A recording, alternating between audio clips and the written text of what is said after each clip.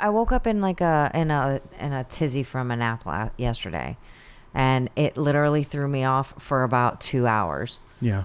And that's what started our argument, which we don't really argue that much. You woke up cranky. Yeah. And you thought that I was being a dick. Yeah. When I wasn't. Yeah. And it was a very frustrating situation because I wasn't being a dick, but there was no way to convince you that that wasn't true. You had your mind made up. You made this face where sometimes you smile, and that's what sent me over the edge. Is we were on our way to dinner with friends of ours. Yes. And I had asked him to turn on music. Now this was after the fight was kind of ish over, right? Or that's what we thought. That's what half the car The attitude was over because I thought it was over, right? Yeah. And I put my hand on you and I asked you to turn on music, and you literally looked down and then looked back up at me like, because you were also doing something on your phone. Mm-hmm. And then you gave me the smile that you give me when you're slightly annoyed.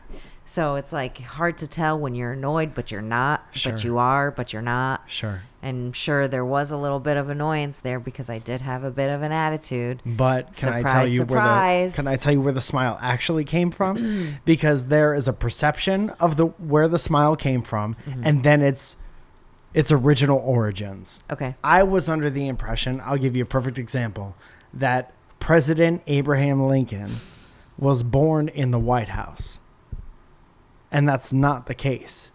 He's from Nebraska or something like that. There's a difference between the facts of where he actually came from, which I don't know, and the perception of where I thought he came from when I was a child. Where the smile actually came from was, thank God the fight part of this is over and you're touching my leg, and now we get on to the music part of it. Yeah. However, if you don't believe that to be the case, then I have nowhere to go, and I can't smile, and I can't be annoyed, and now I have nothing left. Uh-huh. Cry, I guess, is the last one that I didn't. I mean, you can cry. And then we had a fight about whether or not my smile was legitimate, and I didn't know. I kind of gave up at that point because I'm like, okay, you're not believing me about the origins of my smile, so now I feel like I don't even have a place in this argument. This was my point the entire time. And this is a real question from me to you on the podcast. Yes. Pretend I wrote in. Dear Zoya. Yes. Keep my name anonymous. This is Mike. Has there ever been a time in our relationship where I've been annoyed and I did not tell you about it? Yeah. When? No. There's never been a time where you haven't been honest about when you're annoyed with me. I'm going to say something and I don't want it to make you upset. And if it does, I immediately take it back regardless of how much I mean it. Hold on a second. Are you sure you want to do this? Because I've been spicy. I honestly don't know. Very spicy. I honestly don't know, but it wasn't a good week for questions. And I said that So I do want to talk about something interesting on a show, and it's real as fuck. And you were the realest as fuck person I've ever met in my entire life. Yes. So I'm going to say this next thing, and then I'm going to duck. I have 2 mugs here and several sharp things. It's not going to stop me from being honest. Do it. I'm not the one who gets upset and does not uncover the origin of why I'm upset until I figure out how I No, I told you. The origin of it was waking up late and still having to shower and get ready for this. No, I get that. Yeah. What I'm saying is sometimes you get upset. Yes. And you don't tell me because you are mulling it over in your brain whether or not you're really upset or not. Yes. Meanwhile, I know that you're upset because I have a sixth sense about these things. We've talked about this on the podcast before, and Which I don't podcast? mean to our podcast.